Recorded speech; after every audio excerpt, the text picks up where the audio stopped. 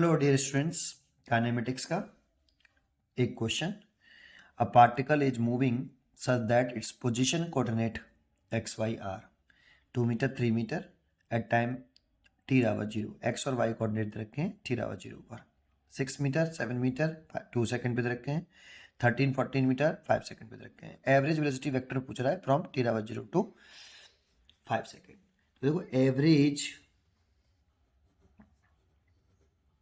Velocity V average जो होता है इसका फॉर्मूला होता है total displacement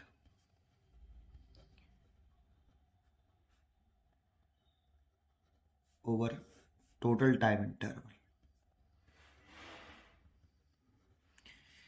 total time interval अब इसको लिख सकते हैं हम। आपका डिस्प्लेसमेंट है ये आपका delta r f final minus r initial divide by delta time interval delta t. ठीक, ये इसका फॉर्मूला होता है। या इसे आप ऐसे लिख सकते हो delta R vector over delta t. ठीक, अब इस क्वेश्चन को सॉल्व कैसे करें, तो इसके लिए डायग्राम बनाना होगा हमें, क्योंकि 0 to 5 सेकंड के लिए पूछ रहा है, इसीलिए हमारे लिए ये दो कोऑर्डिनेट इंपॉर्टेंट है, 0 टाइम पर और 5 सेकंड पर। ये कोऑर्डिनेट दे रखे हैं तो इसका एक फिगर बना लीजिए पहले आप। ये देखो, ये तो ऑरिजिन है, इसके कोऑर्डिनेट तो 0 0। अब 2 मीटर और 3 मीटर कोऑर्डिनेट ना लें तो 1 and 2 and 1 and 2 and 3, तो ये एक पॉइंट हो गया। इसका पोजीशन वेक्टर दे रखा है, देखो ये वाला, इसे हम R1 वेक्टर कह सकते हैं और इसे कोऑर्डिनेट रखे हैं 2,3 मीटर। तो ये पॉइंट ए कह लेता हूं मैं, तो इसलिए position vector at point A, तो ए पॉइंट का पोजीशन वेक्टर लिखे हैं तो R1 इक्वल टू, देखो एक्स एक्सेस में ये डिस्टेंस 2 मीटर है और वाई एक्सेस में 3 मीटर है।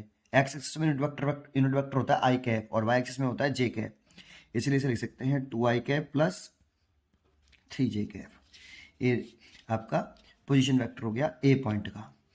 ठीक, अब एक दूसरा पॉइंट दे रखा है मेरे को 5 सेकंड पर, ये टाइम 0 सेकंड पर था। ठीक, 5 सेकंड पर 13 मीटर और 14 मीटर है, तो 1 2 3 4 5 6 7 8 9 10 11 12 एंड 13, और इधर की तरफ 14 है ना।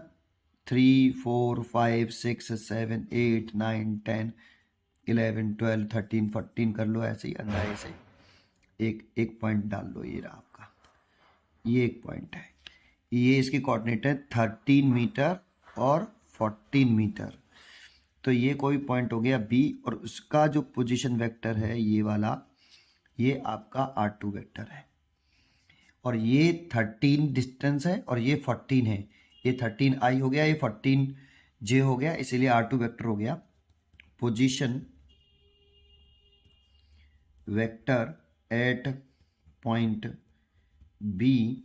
ये टी रावर 0 सेकंड पर हो गया और ये टी रावर 5 सेकंड पर हो गया।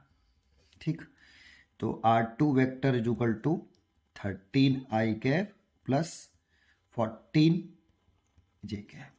तो देखो 0 समय पर हम यहाँ पे खड़े थे इस पॉइंट पर, और 5 सेकंड बाद हम यहाँ पे पहुंच गए, तो ये तो रिजल्टेंट डिस्प्लेसमेंट हो गया आपका ये वाला, ऐसे ये रिजल्टेंट डिस्प्लेसमेंट हो गया R वेक्टर।